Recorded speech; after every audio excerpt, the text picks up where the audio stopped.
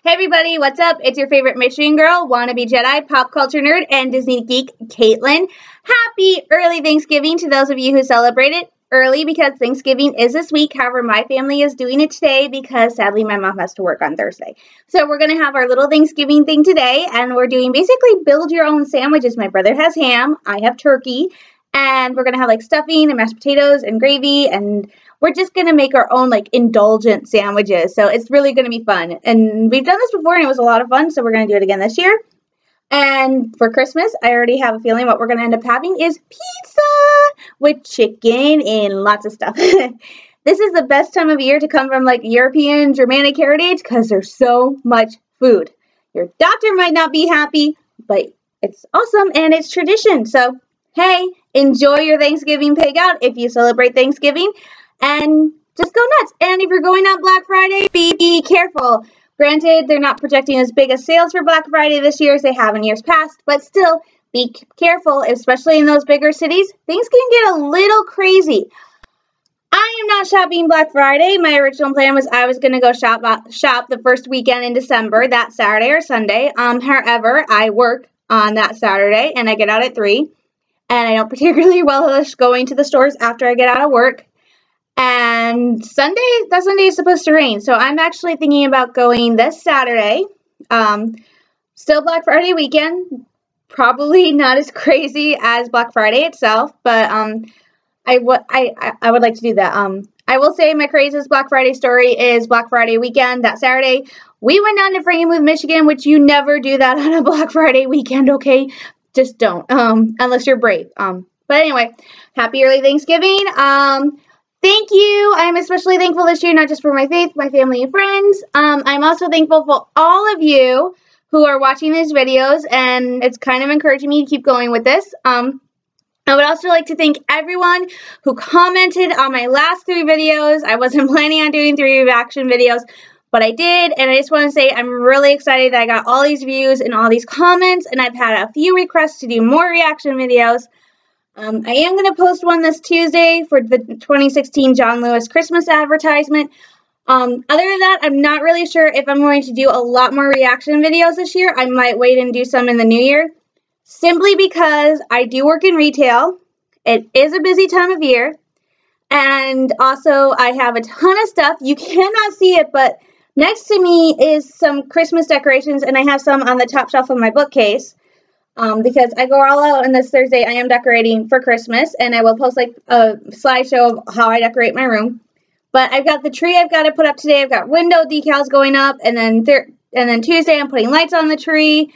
I might put up some wall stickers, and then I got to do the rest on Thursday. So this time of year is not just busy because I work in retail. It's busy because I have so much stuff I have to do for Christmas just to get ready, and I just don't decorate my room. I also am pretty much in charge of decorating the family Christmas tree, which is out in the living room. The only difference between my Christmas tree and the family tree is that my tree is 100% my ornament collection. The tree out in the living room is my mom and my brother's. If you're wondering why there are 2 trees and why my ornaments are not on the family tree, it's because my mom wants us to put all our ornaments on the tree. I have 28 years plus worth of ornaments, and if I put all my ornaments on the family tree, there's no room for my mom or my brother. As it is, I'm running out of room on my tree. So, needless to say, that's why there are 2 Christmas trees and why my ornaments are in my room. So look for that some point this week, as well as the John Lewis reaction video. Well, once again, thank you. I am so surprised. I'm actually really surprised by how well the Beauty and the Beast reaction and the wonderful Indonesia reaction did compared to my Rogue One. I always think Star Wars is going to get the bigger views, the higher number of comments, and instead it was Beauty and the Beast and Wonderful Indonesia, which is like, okay, totally different, but actually kind of nice because it shows that you guys are interested in me for more than just my crazy view of Star Wars. Anyway, on to some news. I promised I would talk about this. I know I probably have some viewers who are not from America and are probably wondering, I had some people ask me about this in the comments, how I felt about the election. I didn't talk about this last week because I didn't do a vlog. So how did I feel about the election? I'm not happy with who won. I never liked Donald Trump, and I just don't really see how he can be good for the country, but you never know. He could surprise us, but I'm in my head going, no, he won't surprise us. He is this guy who will not change. And I just feel like ever since he got elected, the news that he is our president-elect with Mike Pence as vice president, there's just been so many headlines about racist attacks on the rise here in America. Even in my home state of Michigan, which I've always liked to think of as pretty tolerant of people from different religions and minorities. But there's so much stuff that's on the rise. People are attacking Muslims, they're attacking African Americans, they're leaving graffiti of swastikas and white supremacy, and it's just really disheartening to hear. I mean, I just don't know what else to say. I mean, for so many years, I mean, when I was little, it was kind of bad, and then for most of my growing up, America was relatively peaceful. You know, racism happened, and it was kind of a big deal, but for the most part, America's like, oh, we are not racist. And now all of a sudden, Trump is now our president-elect, and all of a sudden, these people are just coming out of the woodwork going, oh, hey, he's our president. He's going to let us, he believes in all the same stuff we do. Why don't we just go ahead and start bashing all the minorities? And it's like, no, that's not what America stands for. It does not say we only accept you if you're white and Christian on the Statue of Liberty. It says we accept everybody. So, I mean, it's kind of not right. So, I'm really sad. And like I said, Trump is not changing. He's actually, if you follow the news, he's actually demanding that the cast of Hamilton apologize for attacking Mike Pence when Mike Pence attended a performance of Hamilton. You can go online and read the article. Mike Pence was not attacked. They simply asked that he and Trump work together to make America a better place and stop all the hate. And Trump is demanding they apologize for that. So, if you're wondering how such a guy got elected, there's something called the Electoral College in America. Basically, the popular vote is just the popular vote. That means an average American like me casts their vote for the president, but it actually doesn't count. We're just casting for the vote for who we would like to be president. There's a bunch of these people who make up the Electoral College. They're actually the ones who decide who gets to run our country. So it's a select group of individuals, rather rich and wealthy individuals, who get to pick the next leader of this country. And it's like, so in a way, in this election, I really feel like my voice was not heard because I voted, as much as it pained me, I voted for Hillary Clinton because she may be a criminal, but I trusted her a lot more than Trump. And now these bunch of guys who don't know me, who don't know anything really about how I live, they voted for, they want this guy who's like a horrible person to run our country. And I'm like, no. But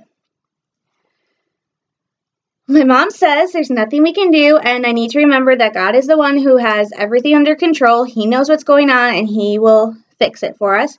And besides, now is not the time for America to be divided. Now is the time for us to stand together and be stronger than ever. And I hope eventually more people wake up and realize that. You know, it's united we stand, divided we fall, not divided we will become great. And Jon Stewart made a good point. I really want Donald Trump to come on the air and tell us why he says we need to make America great again.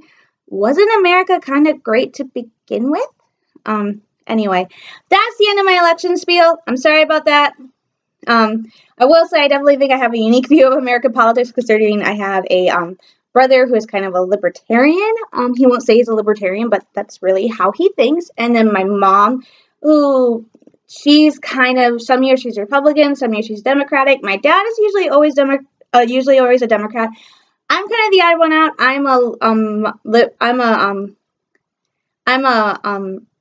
I'm more Republican, but I'm a little more liberal. So I guess I'm kind of like Arnold Schwarzenegger. I don't know what that is, but yeah. So I'm kind of weird in my family that I'm usually always the one voting Republican. But then again, I did vote for Barack Obama because I thought he was a better choice. So anyway, done with the election. Let's get on to what you're here to see, the pop culture news. Let's get it started with Criminal Minds. At long last, we now know, after weeks of just hearing Hotch has been away on a temporary assignment, we now know how Thomas Gibson, a.k.a. Aaron Hotchner, was written off of Criminal Minds. It was definitely not a write-off. Many people were saying. People were saying he was going to die, he was just going to retire. Actually, no. Well, in a way, he did retire. What Rossi tells the agents at the beginning of Wednesday night's episode is that What Hotch did not tell them is that this guy from last season, I forgot his name, from the Mr. Scratch episodes or something, was stalking Hotch's son, Jack. This really kind of bugged them, and they were trying to avoid him. Well, it didn't work. This guy showed up at Jack's school, and this made Hotch make a very painful decision. He resigned his position at the BAU and instead is now in witness protection with his son. Thereby, that does leave the door open for a Hotchner return. I don't think it's going to happen, but I do think it was a clever way to write him off the show because now they know, and they might bring him up in future episodes, but he's gone. I think it was a clever write. I mean, come on, this guy's like put away thousands of dangerous criminals or something like that, so I have a feeling sooner or later one of them was going to go in witness protection. And look at Emily. Anyway, that means, surprise, the new head of the BAU is not who we thought it was. We have a new character coming in soon. We have Luke Alvarez. Everybody was saying who is going to take Hotch's place as the head of the BAU. Surprise, it's not one of the new guys, and it wasn't Rossi, which kind of figured. It's Emily. Emily Prentice is now the new head of that BAU unit, which is kind of cool. I think I definitely was not thinking her, but she does have some great experience and that character. She did work with Interpol. She was a spy. She did all this really cool stuff. So I really think Emily being the head is actually going to be an advantage for them. So yay! Emily's the new head of the BAU. So super excited. On to, also in gaming news, Pokemon was released on Friday, Sun and Moon. I haven't been paying much attention to it. I was going to go get Pokemon Sun and Moon and the guide. However, I did not. My mom asked me to hold off on getting it because she needed ideas for what we wanted for Christmas. And if I was going out and buying all the stuff I wanted now, then she wouldn't be able to give me anything for Christmas. So I'm not getting Sun and Moon right now. I'm actually going to wait. And it's actually what I'm going to do with the Rogue One movie. As much as I would love to go see Rogue One the day it comes out, I'm going to wait. So I'm going to hold off on that. But also, they have released trailer, go check it out on YouTube, for the new season of Pokemon Sun and Moon, of course. I think that's the title. New animation style. It actually looks more similar to the web series Pokemon Generations, which is also on YouTube, than it does to the styles. I mean, they've had the same kind of animation style going all the way back to that first TV series, and now they have a new style. It's a lot more, I don't know, it's really different. It definitely feels more like Generations. Also, for those of you who watch the Pokemon series in America, be prepared for a channel change. For many years now, Pokemon series have been running on Cartoon Network. Starting with this new Pokemon series based on Pokemon Sun and Moon, it will be airing on Disney XD. So no longer will we be able to tune in to see Pokemon on Cartoon Network. It will all be on Pokemon XD, starting with the new movie. So be prepared. Pokemon is on Disney XD, not Cartoon Network. Let's see what else. Jumping from Pokemon to RWBY. I can't remember the title of the RWBY of I think it's episode 4 of RWBY, 4 or 3. I don't remember. But this week that episode featured Blake and Yang. Blake is MIA for most of the girls. She's actually heading home to try and regroup and figure out her next step, and she has a little tag along. Sun, the monkey. I love Sun. He is so cool. I'm kind of bummed Neptune isn't with them though, but she is now traveling with Sun. And as for Yang, this is really quick because I'm trying to fit it in. Yang, it was very interesting. End of the last season, spoiler fantasy, Yang lost her arm, and so she's kind of struggling with that. She's been struggling, and she and Ruby's dad gives her this really cool kind of prosthetic arm. He's like, look, I got this for you, and it's perfect.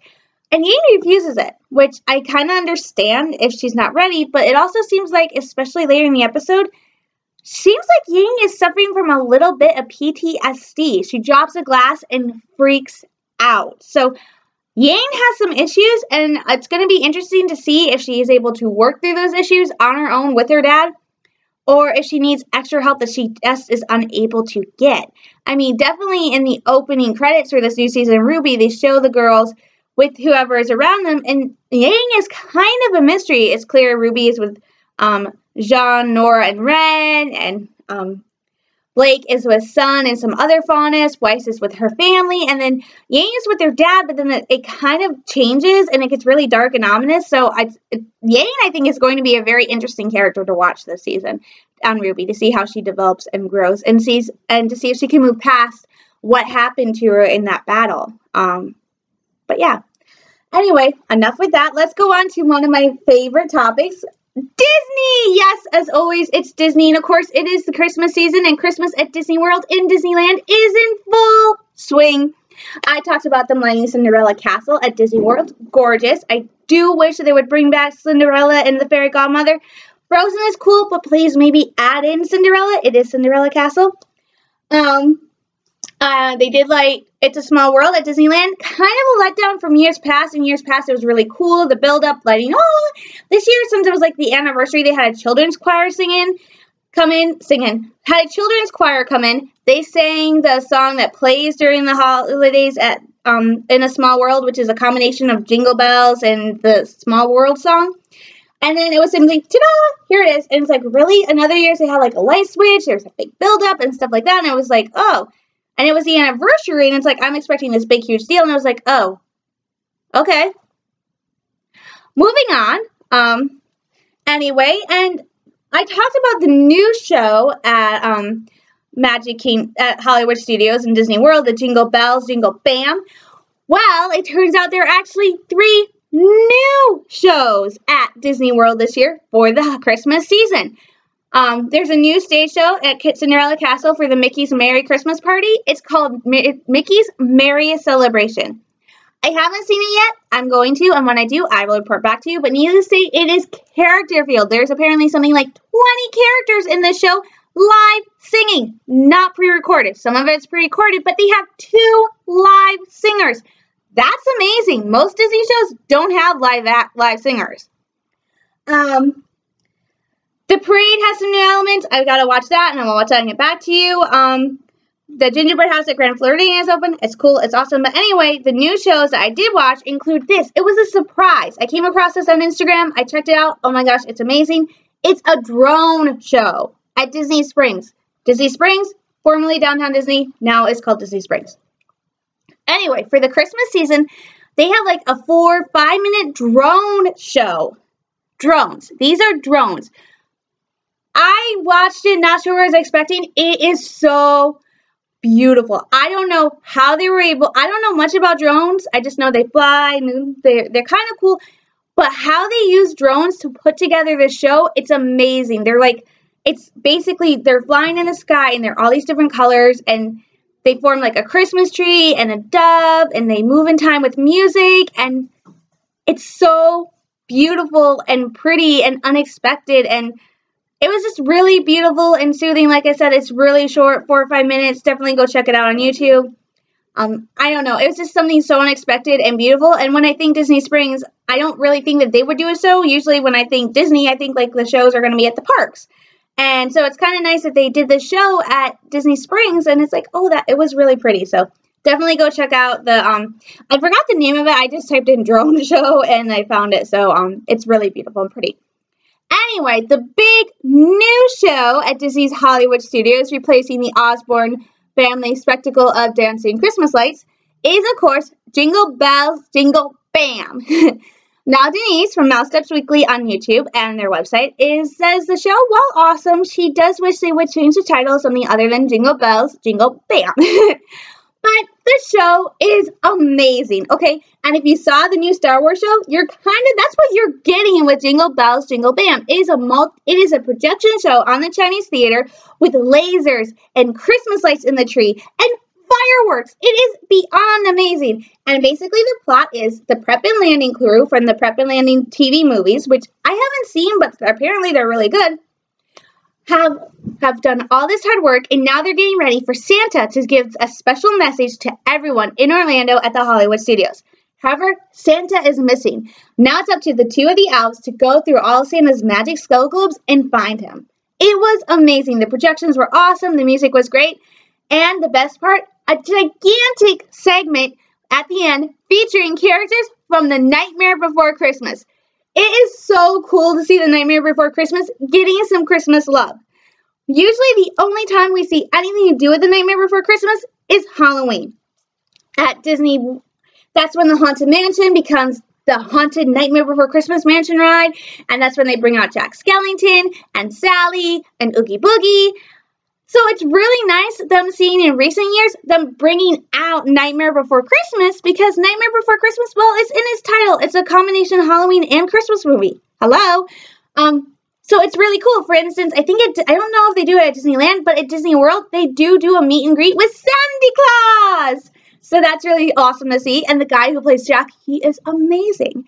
But it's so cool to see them do this projection show and include a gigantic segment with The Nightmare Before Christmas. It's really awesome and really cool, including the Oogie Boogie song. It was kind of creepy, but kind of cool, and I really liked it. So definitely go online, check out Jingle Bells, Jingle Bam. And if you're heading down to Disney World for the Christmas season, don't go check it out in person. If you like it when you see it on YouTube or on film, it's 10 times better, I believe, when you see it in person. Hopefully one year, I'll get to go down to Disney for the holidays. But other than that, I got some more Disney stores I need to check out, so do not worry. In the coming weeks, I will be giving you a full rundown of everything Disney does for the holiday season, even though technically I'm not going to Disney. But hey, I still know a lot. Anyway, on to the final segment today, which is Star Wars. Of course, you know I can't wrap up an edition of Michigan Girl Pop Culture News without talking about Star Wars. It's kind of confusing. Last week, there was no new Star Wars episode. Week before there was, and the week before that, there was no new one. They're saying that next week there will be a new Star Wars episode, but they have said that with the other episodes, and then they took a week off. So I don't know if there is going to be a new one this weekend or not. I will just have to wait and see. I'm banking on there might not be, because it is Thanksgiving weekend, and there's going to be a lot of movies and stuff, so there might be one, but I'm kind of leaning toward there might not be a new Star Wars episode, and it might air next week, so we just have to keep an eye on it. And I'm wondering if this is going to be the new way they do the schedule, is they air an episode, take a week off, air an episode, take a week off. I'm not sure. Like I said, we'll just have to wait and see. Anyway, before Rebels, Rogue One, a new Star Wars novel has been released. Rogue One Catalyst. This is the novel that details the events leading up to Rogue One, a Star Wars story. I haven't heard much about it. I kind of didn't even know they were coming. I knew they were coming out with a Rogue One novel. I thought they were only doing the movie tie-in novel, which I do plan on getting.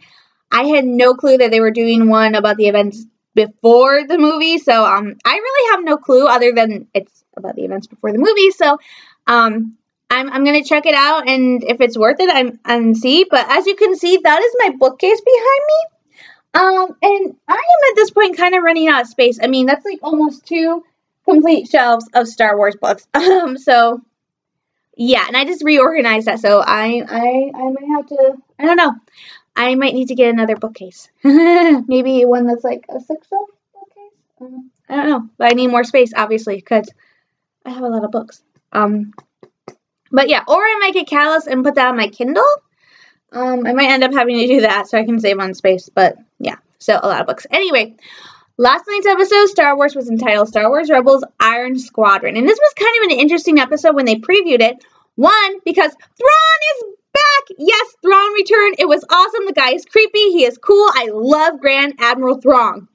In some ways, he's actually a little bit more scarier and creepier to me than Pelpa Creep, which is, I know, it's interesting. But Pelpa Creep is more like, and Thrawn is like, scary, dude. Okay. I'm actually, on some level, I'm actually a little more scared. I'm actually a little more on ease around Thrawn than I am Pelpa Creep, and I like Thrawn so much more. But anyway, Thrawn was back.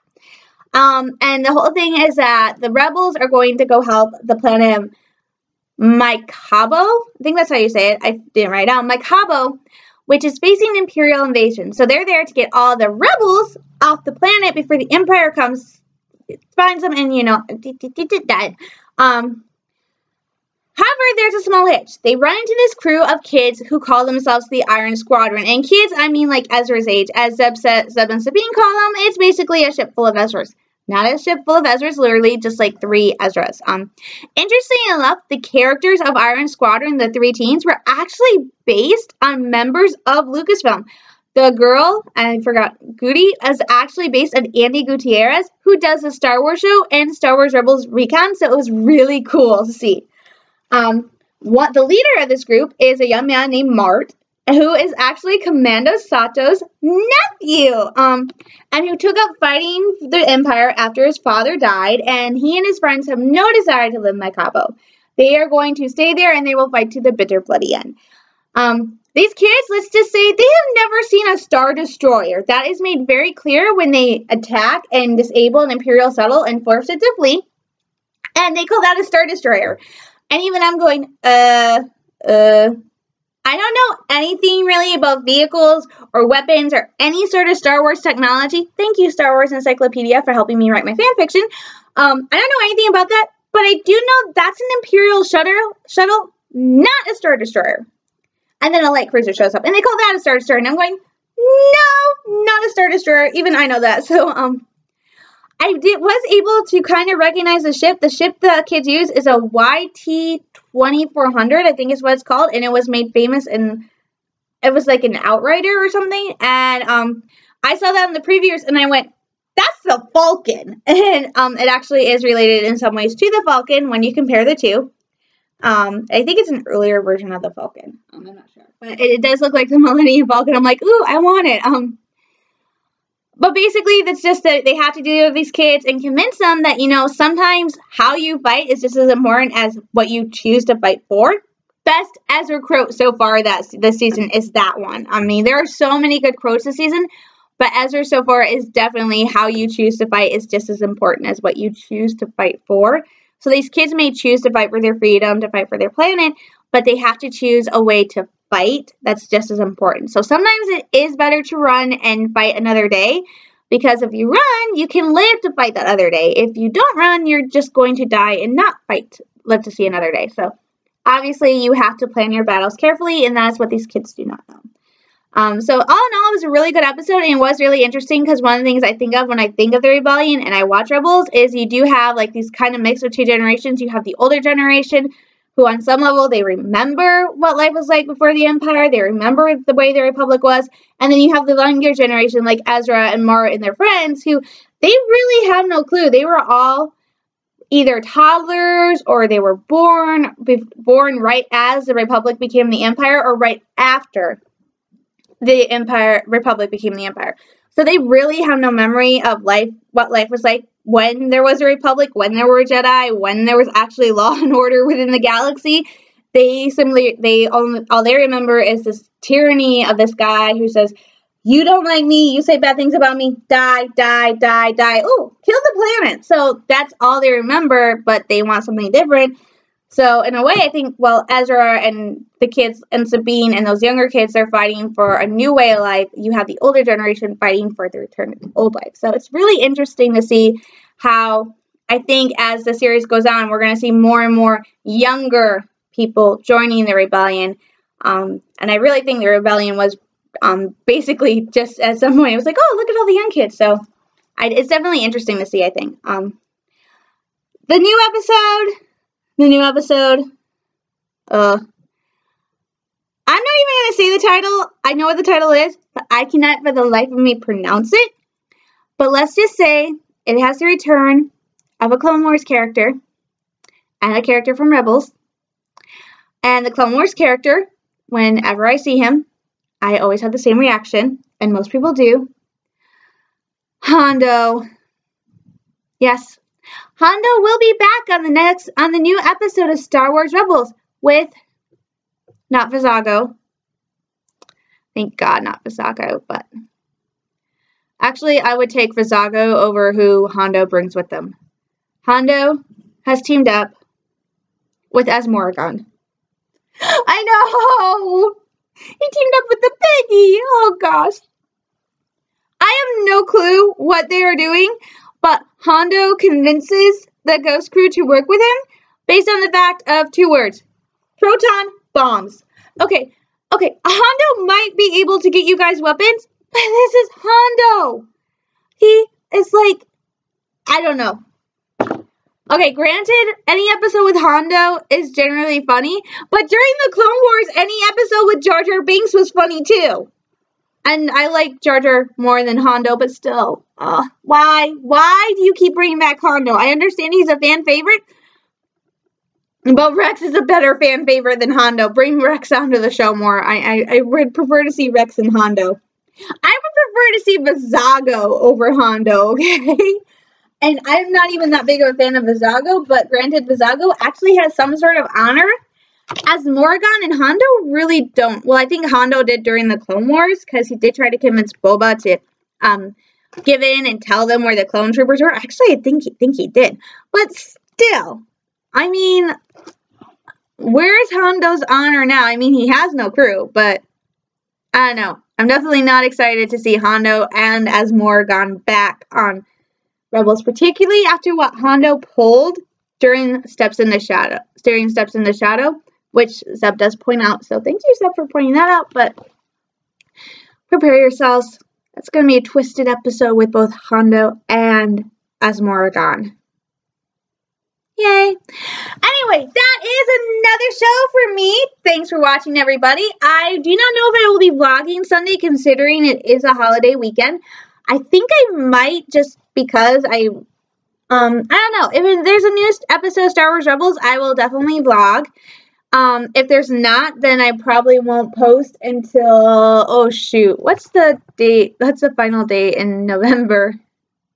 The 27th. So if there's no new episode of Star Wars Rebels this Saturday, I won't do a vlog, and I'll do one on the 27th.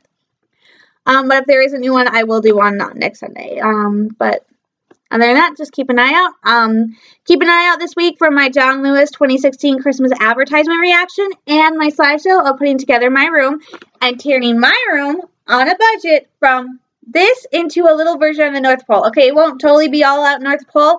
I cannot take down my beautiful Star Wars movie posters that took me, well, not ages to collect, but I was very picky because once I got that one with the screen credits, that's what I wanted. I wanted the ones that looked like they came from the movie theater, so I had to go through and get 2 new ones. So that's what I'm holding off on Rogue One. I want that one. Those will not be coming down. I have another poster that will not be coming down. My Jesus picture will not be coming down, but everything else is pretty up in the air about what can come down, and I definitely have to take down a lot of it because I have a lot of decorations, but it's definitely decorating on a budget. So and definitely, if you want, I can give you guys advice for Christmas, like easy make gifts, how to decorate your room on a budget, and stuff like that. So if you want to know a little more in depth about what it takes for me to get ready for Christmas and turn my room into a little version of the North Pole here in Michigan, leave some questions or comments below. As always, don't forget to click like, subscribe below, comment as well, ask questions. I always enjoy getting questions. I definitely, if you have any questions about me, where I live, whatever, I will answer them. I did think it was funny being asked if Michigan is part of the U.S. or Canada. Not to be rude, but even in America, I get the question a lot, am I Canadian? It's interchangeable. My friends and I joke that Canada is just northern Michigan, and Michigan is southern Canada. I'm not sure that clears it up, but yeah, there's a reason why Michiganders are like, oh, especially the further north you go. So ask questions, comments. I enjoy hearing from you guys. I'm always thrilled when I get a new question or comment. Anyway, that is it for Michigan Girl Pop Culture News today. I shall see you guys either next Sunday or the 27th. Keep watching. Also keep watching for those videos I promised to post this week. Thanks for watching. Stay safe. If you celebrate Thanksgiving, have a great Turkey Day. If you're going out Black Friday, stay safe and sane and use your best judgment. Don't go crazy. Don't be that person. So, I'm off for the day. Thanks for watching. This is Caitlin, your favorite Michigan girl, wannabe Jedi, pop culture nerd, and Disney freak. Once again, stay safe. I'll talk to you later. And as always, may the Force be with you.